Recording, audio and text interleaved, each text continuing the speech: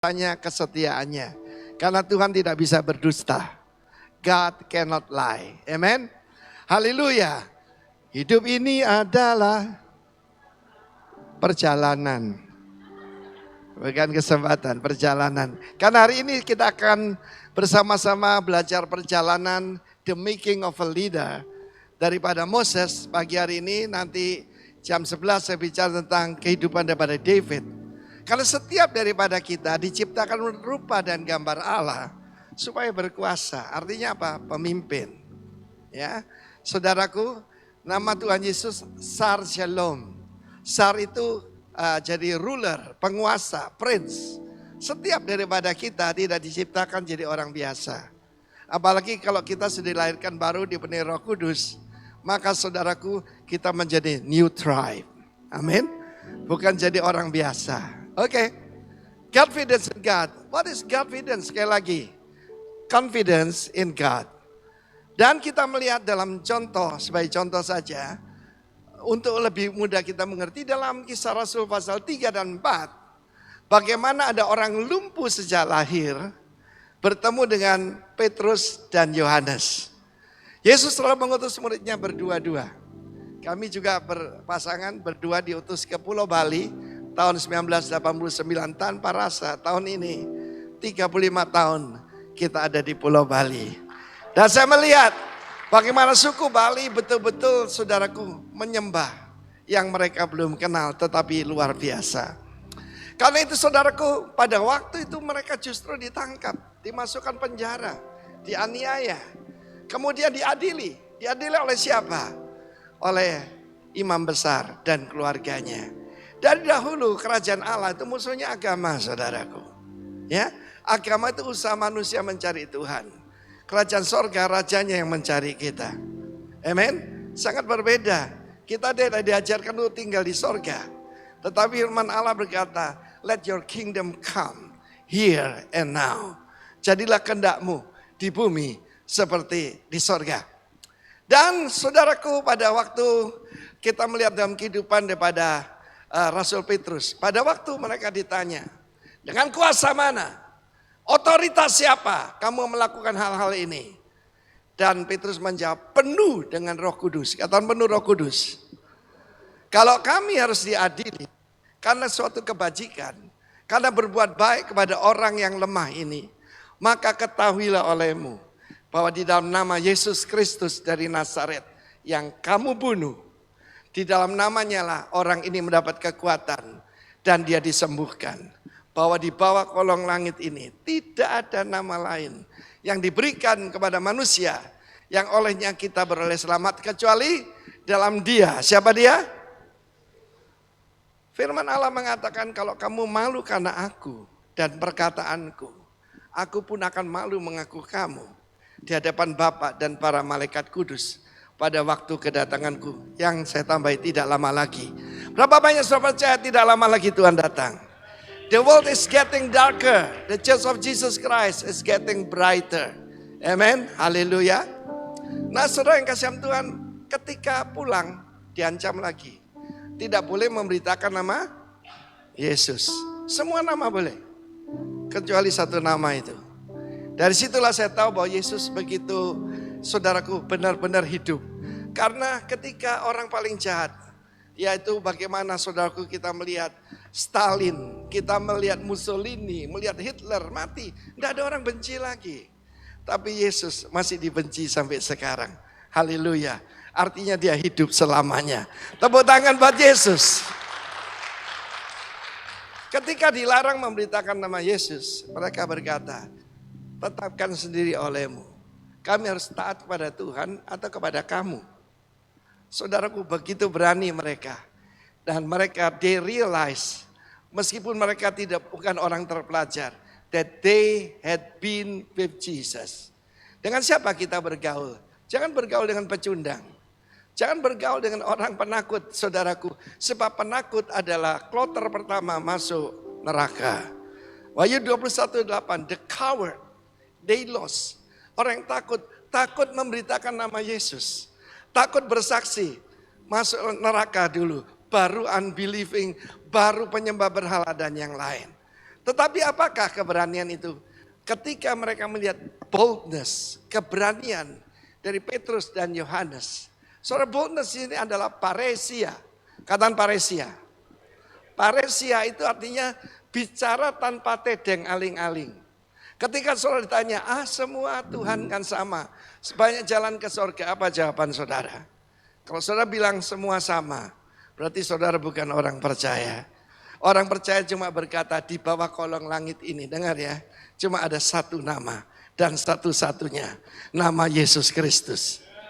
Ketika saya sebut Yesus Kristus, saya bertobat saudaraku 45 tahun yang lalu. Apa yang terjadi? Ancaman demi ancaman, aniaya demi aniaya. Saudaraku itu biasa sebagai Kristus. Kristus berkata, dalam dunia kamu akan mengalami aniaya. Seorang murid tidak lebih dari gurunya. Dan seorang hamba tidak lebih dari tuannya. Kalau mereka membenci aku tanpa alasan, mereka juga membenci kamu. Katakan paresia. Bicara dengan berani, bicara dengan bold, bicara tanpa tedeng aling-aling, bicara tanpa perumpamaan. Itulah yang Tuhan mau dari saudara dan saya. Dan karena itulah kita belajar kehidupan daripada Musa. Moses itu artinya ditarik dari dalam air. Berapa banyak saudara di sini dalam perjalanan hidup saudara pernah disembuhkan dari penyakit yang berat atau dari kecelakaan yang semacam itu? Coba let me see your hand. Let me see your hand. Pernah tanya Anda, kenapa saya dibiarkan hidup? Siapa di sini melalui COVID dan saudara disembuhkan? Sementara orang lain yang lebih muda, lebih sehat, mereka pada meninggal. Siapa yang disembuhkan dari COVID? Katakan haleluya. Amen. Mose ditarik dari dalam air. Kakak saya pertama. Dulu keluarga kita ya dari kepercayaan lain ya. Kakak saya pertama meninggal usia 2 tahun. Meningitis. Tadi saya lihat putra dari Ibu Stefani. Ya lucu-lucunya seperti itu sekitar hampir 2 tahun. Dan bukan cuma itu. Rumah kami di Surabaya disambar petir dan terbakar. Kakak saya kedua lahir dan meninggal. Dan ketika saya dilahirkan, saya harus ditarik dengan tang. Jadi karena itu saya tidak mau digundul saudaraku. Karena di sini ada bandonya saudara. Ya. Dan terkena TBC. Tahun 51. Anak lahir dengan TBC tuberkulosis. Bagiannya mati. Tetapi ada tangan Tuhan yang tidak kelihatan. Yang menarik saya dari kandungan ibu saya. Setiap daripada kita ada tangan Tuhan yang tidak kelihatan. Tuhan punya rencana dalam hidupmu. Siapa percaya berikan pujian bagi dia. Mari saya minta tampilkan chart slide terakhir dari kehidupan Mose. Saya lihat ini. Dari usia 0 sampai 40. Dia punya confidence. Saya mau beritahu, orang yang full confidence tidak bisa dipakai Tuhan. Lalu kemudian saudaraku bayangkan bagaimana dia tidak confident. Dia diangkat anak oleh putri daripada Firaun. Berarti dia dalam garis keturunan daripada raja. Sejarah mencatat. Saat itu mestinya Moses yang menjadi pengganti Firaun. Sebab raja atau Firaun atau kaisar itu tidak lewat pemilu. Tapi lewat keturunan. Saudaraku, kita ini diangkat anak oleh Tuhan. Bukan cuma Firaun. Amin. Setiap daripada kita, karena itu di tempat kebaktian kita di mana-mana bukan male and female. Itu untuk kucing. Amin. Kita prince and princess. How many prince and princess we have here? Coba angkat tangan. Coba beritahu kiri kanan. I'm Prince Yakobus misalnya. Amin. Halo Princess Stephanie. Haleluya. Know who you are.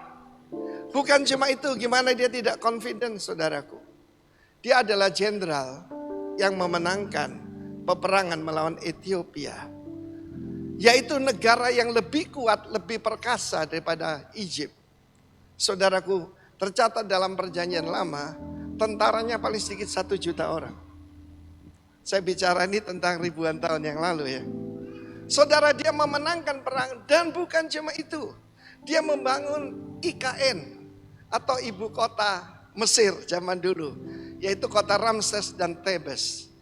Dia punya kekuatan dan pengaruh yang luar biasa. Sebelum di padang gurun, kalau Tuhan tanya, Mose, what is in your hand? Dia berkata, tongkat komando. Kalau saat angkat tongkat komando, 1 juta tentara akan maju. Ataupun saudaraku, dia akan tunjukkan trofi-trofinya. Dia sangat self-confident, saudaraku.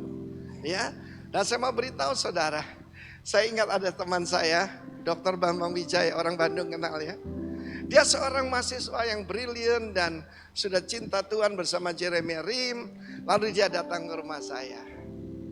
Pak Arifin, saya siap melayani Tuhan. Apa yang kurang pada saya?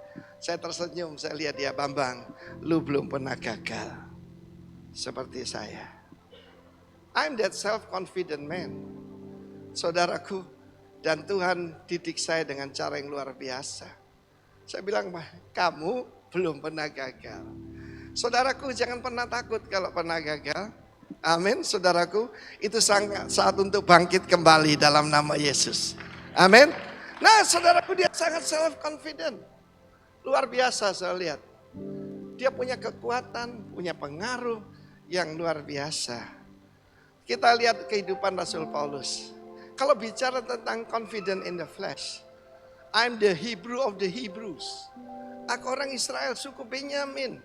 Disunat hari ke-8. Dan aku betul-betul Yahudi se-Yahudi-Yahudinya. Tetapi semua itu kuanggap sampah pada waktu pengenalanku akan Kristus. Karena itu saudaraku, banyak orang heran, kenapa sih harus mengalami yang bagian kedua ini? Ini adalah UPG, Universitas Padang Gurun. Ada yang UPH bagus, ini UPG, Universitas Padang Gurun. Di dalam Ulangan pasal ke-8 diterangkan, kenapa aku membiarkan kamu makan roti serba sedikit? Minum air sedikit dan secukupnya. Why? Supaya engkau bergantung padaku untuk merendahkan hatimu. Ada orang tanya pada saya, Pak, cinta uang itu sudah dosa terbesar. Mengujar Roh Kudus. Bukan, saya bilang.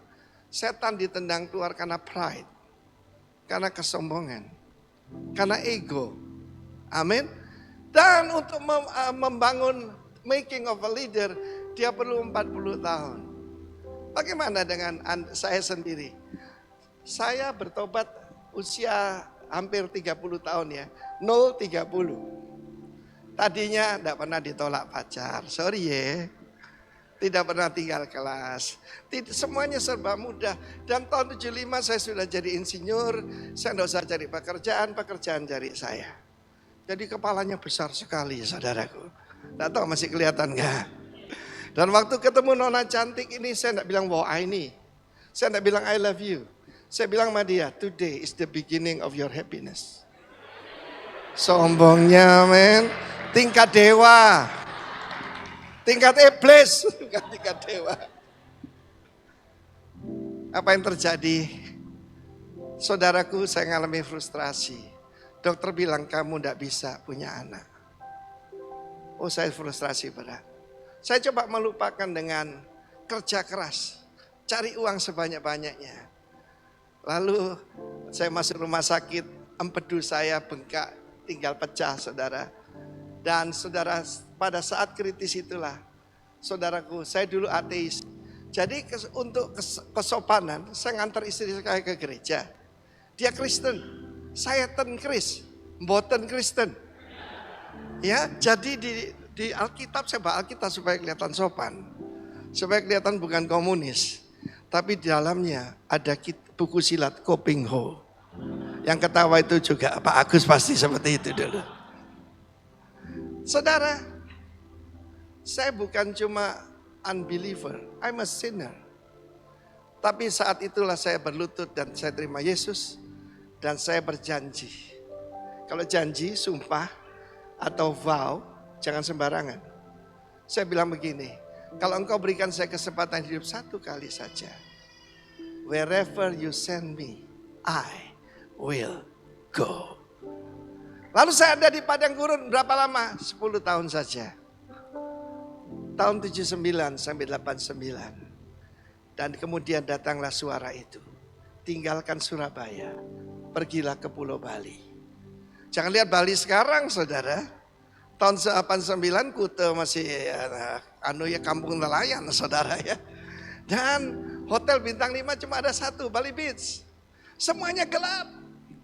Istri saya bahkan tanya, are you sure? Dia ini sopan, enggak ngamuk-ngamuk, enggak mencak-mencak. Are you sure? Everything is so dark, katanya. Semuanya gelap. Yes, I'm sure. I know siapa yang aku sembah. Saudaraku, itu sesuatu yang bodoh sekali untuk meninggalkan Surabaya. Karena dari tahun 86 sampai 89, Tuhan bukakan pelayanan Surabaya Presenter. Pernah dengar itu? Pergi seperti holy wildfire seluruh Indonesia bahkan ke luar negeri. Dan selama 3 tahun itu 10.000 jiwa Betani saja. Belum gereja-gereja lain. Dan waktu itu Bapak Gembala sudah mengumumkan pengganti saya Timotius Arifin. Tuhan bilang tinggalkan semua. Pergilah ke Pulau Bali. Dan kita pasangan pengamen. Saya kan main gitar, istri saya main tamborin. Saudaraku. Dan kami ada di pulau ini sampai hari ini. Dan kalau menurut pada Tuhan hasilnya luar biasa. Hari ini saudaraku sudah ada 430 kota yang dari cabang satu gereja kecil di tempat ini. Hasilnya satu, mau dibentuk oleh Tuhan. Kalau diproses jangan protes. Kalau diproses jangan apa? Kamu akan progres. Amen. Yang itu progresif bukan itu regress, mundur. Nah, kalau Bapak apa? Saya agresif, saya bilang gitu. Amin. Ada berapa agresif di sini? New tribe loh. Yang agresif tolong angkat tangan, tepuk tangan. Amin. Sekarang saya senang kalau saya terbang sendiri, saya minta di tengah. Dapat 2 orang. Langsung bersaksi pada kiri kanan saya. Oke, kita melihat kehidupan daripada Moshe. Saudara, kita baca Ibrani 11 ayat 23. Saya bicara tentang Godfidence, menimbulkan influence. Mau hidupnya jadi dampak, punya influence? Amen, saudaraku. Harus punya Godfidence. Dengan menghilangkan your self-confidence.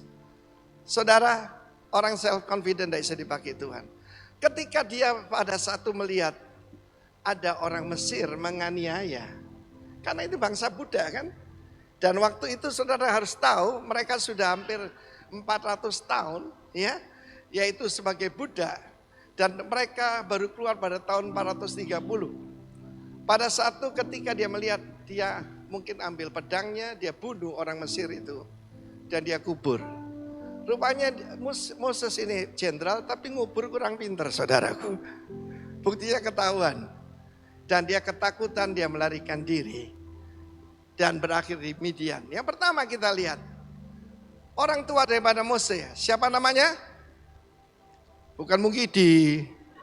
Siapa namanya? Amram dan Yochebed. Hebat sekali. Dari mana kita tahu kualitas orang tua? Anak pertama Miriam menjadi nabiya. Dan dia mengambil tamborinnya ketika mereka menyeberang laut Teberau. Dan saudara bayangkan, paling sedikit ratusan ribu wanita ikut menari. Sayangnya mereka menari setelah menang. Kita new tribe ya, harus bersuka cita sebelum menang saudaraku. Itu baru agak lain kau. Kau harus agak lain ya. Namanya new tribe agak lain saudaraku. Amen. Nah, anak kedua imam besar. Harun imam besar. Dan anak ketiga si bontot nabi besar Musa. Moshe. Saudara coba perhatikan jadi apa anak-anakmu? Kita melihat influence dari orang tua yang punya Godfidence. Mereka tidak takut akan perintah raja. Bunuh semua anak laki-laki Ibrani. Mereka menyembunyikan Moshe. Tapi saya bayangkan suaranya besar dan memang dalam film Ten Commandments kan Charlton Heston ya. Tinggi besar, ganteng gitu. Saya percaya bayangkan kurang lebih 2-3 juta orang bisa dengar semua. Tanpa amplifier. Mereka melihat anak ini istimewa. Dan mereka berkata, maybe he's the savior yang membebaskan kita. Tetapi suara Musa terlalu keras. Akhirnya saudaraku ditaruh di satu kotak terbuat daripada pandan dikasih gelaga. Saya bayangkan kalau kena goncangan sedikit dia jadi makanan kuda Nil atau buaya. Tetapi tangan Tuhan membawa dia ke tempat mandi daripada putri Firaun. Ini anak Ibrani, dari mana tahu? Disunat. Amin. Punya covenant, punya perjanjian, dan diangkat. Kemudian Miriam datang, perlu ndak inang pengasuh? Maminya malah digaji dan tidak ada berani nguti-nguti anak putri Firaun. Tetapi saudaraku, orang yang penuh dengan kepercayaan diri, tidak bisa dipakai. Besoknya dia melihat ada 2 orang Israel, Yahudi sedang berkelahi, bertengkar. Dia bilang jangan begitu, kita nih saudara. Siapa angkat lo jadi hakim, penguasa atas kita, jadi sar atas kita. Kami saya melihat apa kamu mau bunuh kami seperti kemarin kau bunuh orang Mesir itu. Musa menjadi takut. Saudaraku, saya mau beritahu umat Tuhan. Saudara kita tahu bahwa kasih yang sempurna menghilangkan apa? Ketakutan. Kasih yang sempurna menghilangkan ketakutan. Orang yang punya iman, dalam iman tidak ada ketakutan, saudara. Apalagi cuma kekhawatiran. Ketakutan itu dosa. Kekhawatiran itu menghina Tuhan. Hari-hari ini saya ketemu banyak pengusaha.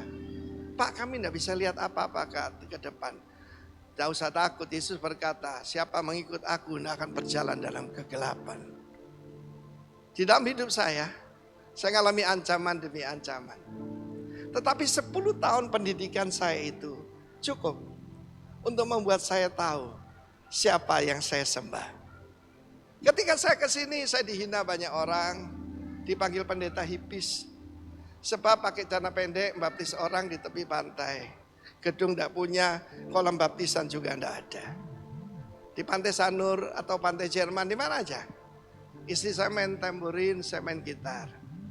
Ya saudaraku, saudara yang kasih Tuhan, saya mau beritahu saudara, kalau kita di jalannya Tuhan, kalau mau sukses sederhana, ikuti programnya Tuhan. Kalau saat Tuhan berkata, waktu di Pulau Lombok, tengah malam, bukan tengah malam, baru jam 10 malam, ada suara, tinggalkan Surabaya pergi ke Pulau Bali. Kalau saya bilang, saya tidak mau, Tuhan punya banyak yang lain. Saudara, karena itu waktu saya jadi mahasiswa, saya cari bekerja ya, kemudian lulus profession. Setelah itu ada yang lebih tinggi, yaitu calling. Saya tidak tahu profesional di sini, ada dokter, ada lawyer, ada apapun. Cari yang Tuhan mau dalam hidup saudara. Persembahkan tubuhmu as a living sacrifice. Dan kita melihat kemudian saudaraku dia melarikan diri. Kemudian ayat selanjutnya, karena iman, katakan karena iman. Iman itu saudaraku Godfidence. Ya, coba sebelumnya 24 belum dibaca tadi. Setelah dewasa menolak disebut anak putri Firaun.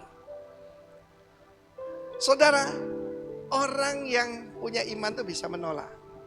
Menolak yang baik nih, bukan menolak yang buruk ya. Disebut anak putri Firaun, bayangkan. Dia lebih menderita, ayat selanjutnya, memilih untuk menderita sengsara bersama umat Tuhan. Daripada untuk sementara. Bahkan dia itu memilih, orang beriman tuh, confidence memilih. Memilih saudaraku menderita sengsara karena nama Tuhan daripada kekayaan Mesir. Loh, kok diam semua saudaraku? Kalau tepuk tangan jangan ragu-ragu gitu. Amin. Ia menganggap penghinaan karena Kristus sebagai kekayaan lebih besar daripada semua harta Mesir. Ada perkataan dewasa di sana. Banyak orang tidak dewasa. Hadapkan sini anak kecil. Suruh pilih, ya permen ya yang warnanya kayak kristal gitu, dengan berlian, pilih yang mana? Ataupun sertifikat tanah 10 hektar di Pulau Bali. Atau majalah Bobo. Apa yang dia pilih? Apa yang saudara pilih? Jadi saudara tahu sendiri kedewasaan kita. 10 tahun di padang belantara, saya belajar bergantung kepada Tuhan. Karena saya masih bekerja dan waktu itu masih banyak hutangnya. Hutang semua lunas baru saya ke sini.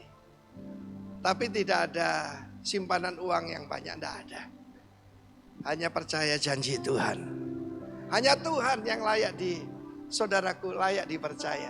Dan saya masih ingat 30 tambah 10 saya ditabiskan jadi pendeta ulang tahun saya ke-40. Waktu Tuhan panggil saya tahun 89, it's my birthday. Mana ada hadiah lebih besar daripada dipanggil oleh Tuhan? Ya, waktu itu usia saya 38, saudara. Hidup kita itu semua ada seperti ini. Saya ada di padang gurun cuma 10 tahun karena bukan pemimpin sebesar Musa. Makin tinggi bangunannya, makin dalam fondasinya. Saya tidak tahu apa yang sudah lakukan. Saya ulangi sekali lagi. Kalau diproses jangan. Kalau diproses jangan. Kamu akan mengalami progres. Ingat itu. Sebab banyak orang tidak mengerti. Ketika Yesus mendengar suara dari sorga. Firman Allah berkata, Allah Bapa mengoyak langit, bukan membuka. Rend the heavens. Tidak ada raja bicara langsung, kecuali satu ini. Selama ini dia bicara lewat nabi-nabinya. This is my beloved son, in whom I am well pleased. Inilah putraku yang kukasih, kepadanya aku berkenan. Yesus belum khotbah satu khotbah pun, belum ngusir satu roh jahat pun. Tetapi saudaraku ketaatannya menyenangkan hati Bapa. Biarlah itu terjadi, dia berkata pada Yohanes Pembaptis. Supaya kita mengenapkan seluruh rencana Allah. Kita lanjutkan Ibrani 11 tadi. Ayat 27. Karena iman makanya meninggalkan Mesir dengan tidak takut akan muka raja. Bukan waktu dia melarikan diri. Tetapi pada waktu meninggalkan Mesir. Saudaraku. Pada waktu itu sudah tulah ke-9. Yang ke-10, semua anak sulung akan dibunuh. Mulai putra mahkota, putra yang pertama daripada Firaun, sampai budak, sampai ternak. Tapi hanya tanda darah yang bisa melindungi mereka. Ayat selanjutnya, karena iman yang mengadakan Paskah dan pemercikan darah supaya pembinasa anak sulung jangan menyentuh mereka. Saudara, Moses itu tentu saja terdidik dengan baik. Bukan cuma akademi militer, dia seorang arsitek. Dan dia pasti belajar banyak hal. Tetapi untuk menghadapi malaikat pembinasa, dia percaya perkataan Tuhan. Itu tulah ke-10. Domba bagi orang Israel itu seperti pet. Berapa di sini punya anjing kesayangan atau kucing kesayangan, ular jangan. Siapa yang punya anjing kesayangan? Ini Bapak ya, angkat tangan. Berani nyembelih anjingnya? Dia berkata, nehi. Tapi that's the only way. Kadang-kadang harus ada yang disacrifice. Saudara bayangkan, cuma darah domba. Gambaran korban Kristus. Bisa menghilangkan malapetaka, bisa menolak segala yang jahat. Saya kerjanya membangun rumah-rumah mewah di Surabaya. Sayang sekali, setelah rumah jadi kalau yang punya itu bukan orang percaya, dipasang cermin di depannya. Supaya apa? Supaya nolak setan katanya. Setan datang, dia tersenyum di depan cermin dan dia masuk. Amin. Ada yang dikasih darah babi. Jadi baunya busuk saudaraku. Tetapi barang siapa di sini percaya ada darah Yesus, ada meterai darah Yesus. Tepuk tangan bagi Allah kita. Kita tidak perlu takut roh jahat yang harus takut pada kita. Amen. Haleluya. Soal perhatikan, iman daripada Musa. Dia belajar dari orang tuanya. Karena itu orang tua pengaruh. Anakmu jadi apa? Amen. Kita lihat Timotius itu keluarga yang tidak sempurna. Ayahnya orang Yunani. Menyembah dewa-dewa. Tapi nenek dan ibunya adalah orang percaya. dan imannya turun. Tapi dia perlu bapak rohani seperti Paulus supaya dia punya confidence. Kita baca ayat selanjutnya, ayat 29 sampai 31. Kita selesaikan dulu. Waktunya masih berapa menit? Tinggal 5 menit. Agak pelit ya di sini ya. Mau apa saya yang pegang mic? Karena iman, maka siapa? Baca ini. Mereka ini bangsa Buddha. Di sana memang ada bangsa campuran juga yang ikut-ikutan. Di gereja juga ada. Tidak semua lahir baru. Di sini banyak yang KW, saudaraku. Hamba Tuhan palsu, Kristen KW juga ada. Karena iman, mereka telah melintasi Laut Merah seperti melintasi tanah kering. Sedangkan orang Mesir tenggelam ketika mereka mencoba juga. Dari orang tua Musa, kepada mereka. Katakan influence. Ayat selanjutnya 30-31 kita selesaikan. Karena iman maka runtuhlah tembok-tembok Yeriko setelah kota dikelilingi 7 hari lamanya. Yosua adalah abdi kepada Musa, Ebed Moshe. Tapi dia telah belajar dari gurunya, dari tuannya. Menghadapi tembok tinggi, saya tidak tahu saudara menghadapi benteng apa dalam hidup saudara. Di dalam perjanjian baru benteng itu ada di sini. Yang menentang pengenalan akan Tuhan. Itu hanya bisa diruntuhkan tidak dengan meditasi atau cara apapun. Cuma dengan kuasa Tuhan. Perhatikan di sini. Karena iman bukan cuma orang Israel. Rahab, bangsa lain. Rahab kita tahu bagaimana dia menikah dengan salah satu pengintai itu. Dan menurunkan Boas. Boas menurunkan Obed. Obed menurunkan Isai. Isai menurunkan David. Dan garis keturunan dari Kristus. Karena iman maka Rahab perempuan sundal itu. Tuhan tuh baik sekali ya. Tidak turut binasa bersama orang durhaka karena ia telah menyambut pengintai dengan baik. Apa yang kamu lakukan kepada orang Israel akan Tuhan lakukan kepadamu. Saudara tahu siapa nama presiden Iran yang memerintahkan menghancurkan Israel? Siapa namanya? Ibrahim Raisi. Apa itu Ibrahim? Abraham. Dia lupa, dia kan bangsa Parsi, bukan bangsa Yahudi. Kepada Abraham Tuhan berjanji, barang siapa memberkati engkau akan ku berkati. Barang siapa mengutuk engkau akan ku kutuk. Dia menghujani Israel dengan drone yang bawa bom, dengan peluru kendali. Dan ketika dia naik helikopter, blek, langsung mati saudaraku. Sahabat saya itu tidak kebetulan. Baru beberapa minggu setelah dia mengatakan, kita hancurkan Israel. Kita melihat ketika Rahab menyambut dengan baik. Maka dia diberkati. Amen. Oke, sampai di sini dulu saya mau sampaikan pada Anda. Perjalanan pada Musa 40 tahun penuh dengan mujizat. Setelah itu, setelah dia ketemu dengan Tuhan. Mose, apa yang di tanganmu? Cuma sebuah tongkat. Aku akan pakai kamu. Aku gagap. Kenapa dia gagap? 40 tahun tinggal di rumah mertua. Sering dimaki-maki saudaraku.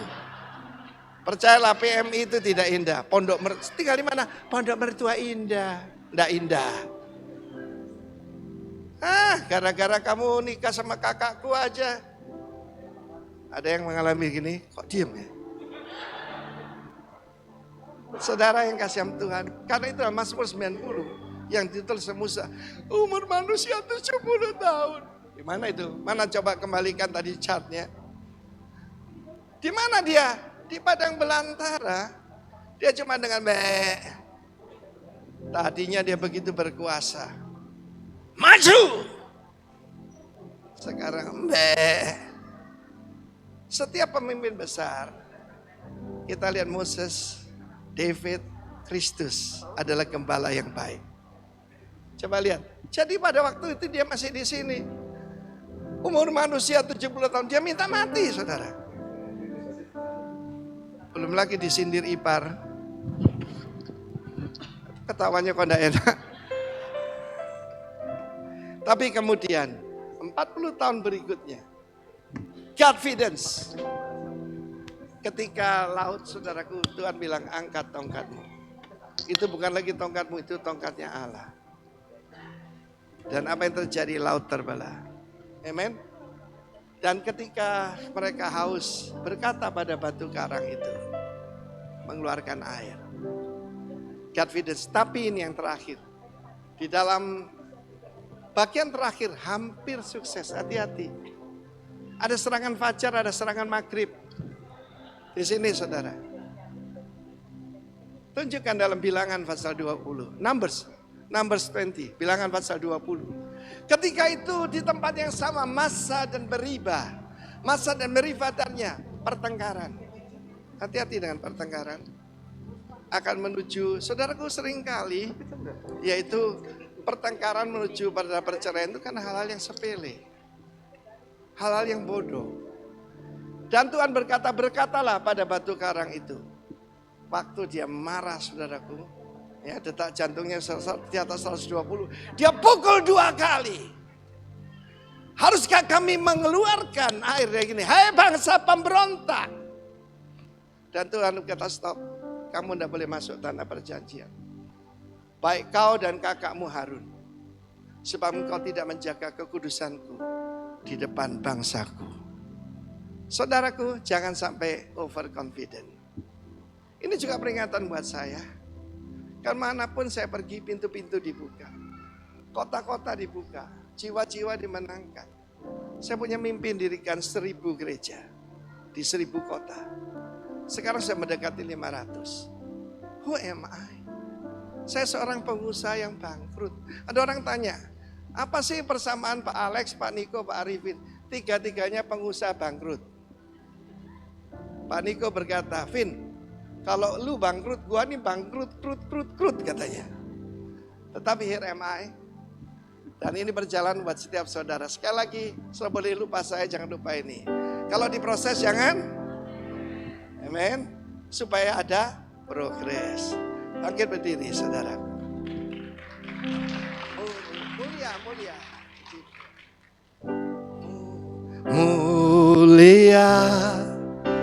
Mulia.